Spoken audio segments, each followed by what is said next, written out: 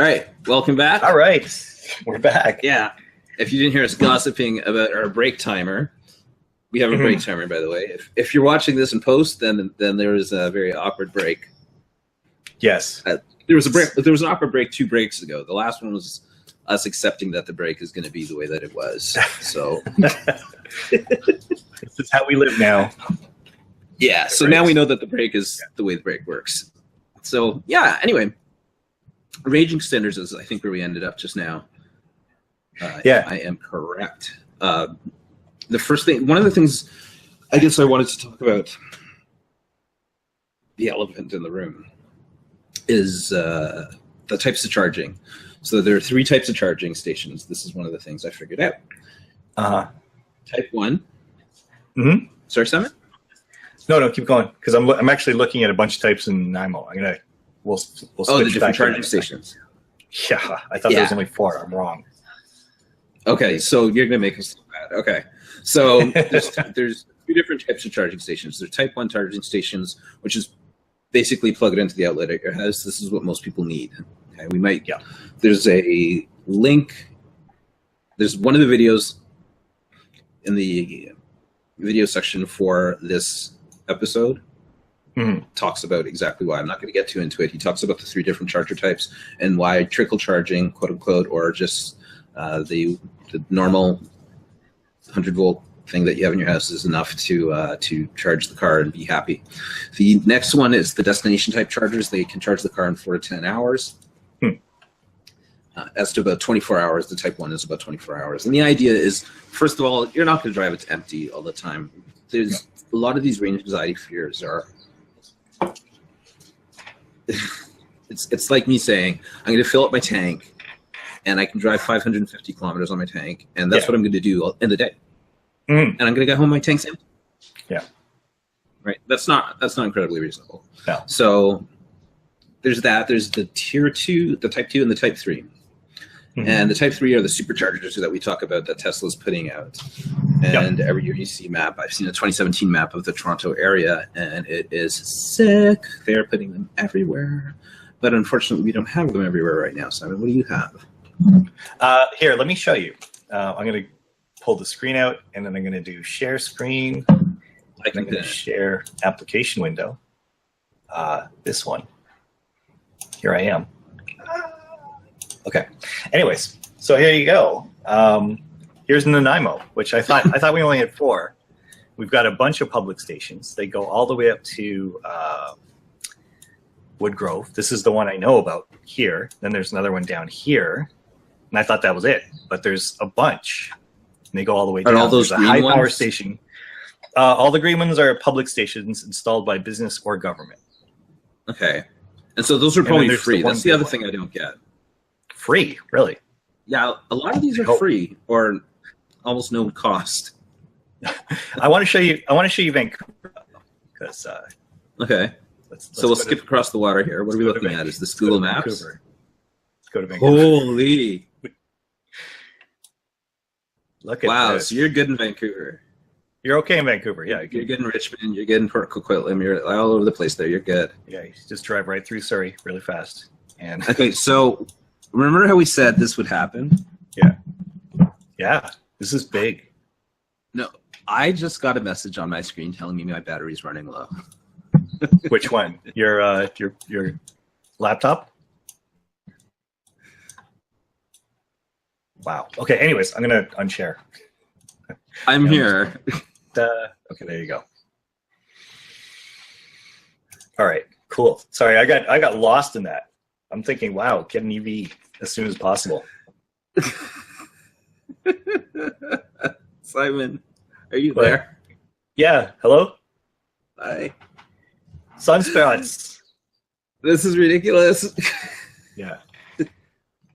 Where's my...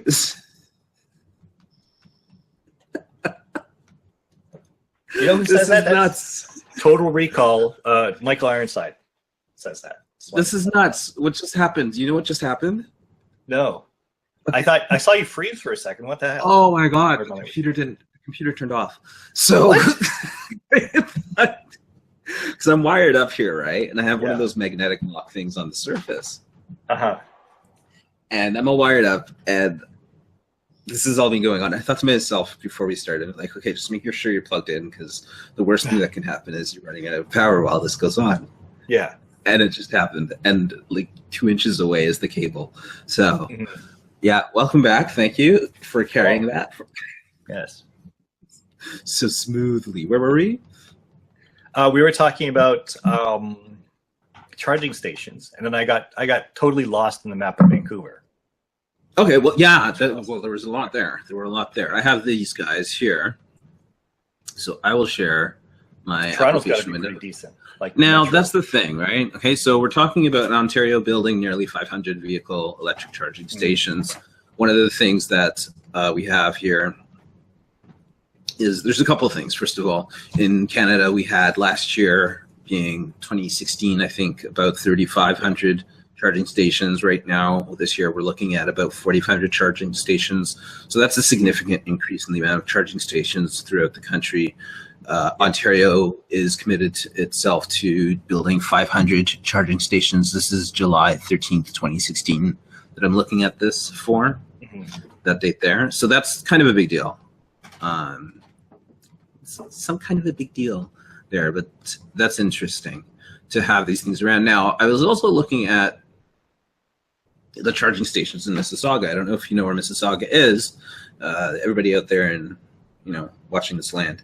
Mississauga is right next to Toronto. Toronto is the largest city in the country. Mississauga has, 800 to 750,000 people. It's not small.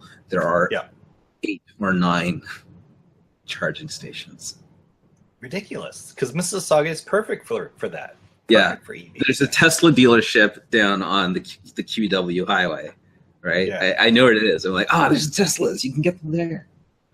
Is that political will, do you think, or do you think that's just adoption? Because Mississauga's got is it an older population? Etobicoke kind of tends to be a little older. I don't go to Etobicoke. There's nothing wrong with Etobicoke. I just don't go there. I don't know what goes on over there, but I do know what goes on in Mississauga. There are quite a few Tesla stations, which I didn't see listed. This is what I was looking on the government website. So when you go to the post after this, you can see where all of the Ontario ones that I was looking at are. So the government has them all listed. Okay. So yeah. So anyway, these superchargers, the 30 minutes, especially ones you'd see probably on the sides of the highways. In Ontario, we have something called en route, and they are all the same. They're all on the side of the highways. It's like they took a Lego block and just dropped them along all the way down. Yeah. And like in SimCity or something, right? The firehouse in SimCity. But this is what they have all down the highway. And that's the sort of thing that I see where you would park your car if you're going on a really long trip. Because one of the things that I would want, what would it take for you to get a car like this? Like an EV? Yeah, because when you start to look at the tipping point of something, like the research I do on them is cost, obviously, but there's a bigger issue with maintenance and stuff like that. Because I know even Ford wants to make the Ford F-150 subscription product. They don't want to make it something you buy. So they've started putting parts in it that will expire and that you can't replace after 4 years and stuff like that. So one of the things I'd be looking at from an EV perspective is how replaceable are the parts in there? How much support are you going to get from the company? That Ford thing is that's what I think about that. Yeah. One day we should talk about this subscription model of revenue for software people, because I think people really need to think about share of wallet and value of their product. So what else? Wait, where was I? What makes Simon buy a car? What makes Simon buy? Well, okay. First is need. So let's say I needed an EV. I need a second car. I might consider an EV at this point. The reasons I would are completely selfish. But it would be charging stations. So we got lots of charging stations in Nanaimo, or at least enough to make me excited to use it. And I know if I go to the best one in your house. Yeah, exactly. It's right here, right? Like we just plug it in right outside. Yeah, that'd be great. I think it would be power as well. I don't want a skateboard with the steering wheel in it.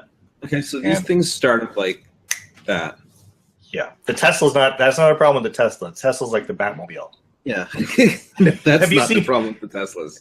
Yeah, have you seen some of the videos of those? Yeah, it's like off they go. Yeah. Rocket car, like it. Yeah, from what I understand, that the torque on these things is significant enough that you're going to move.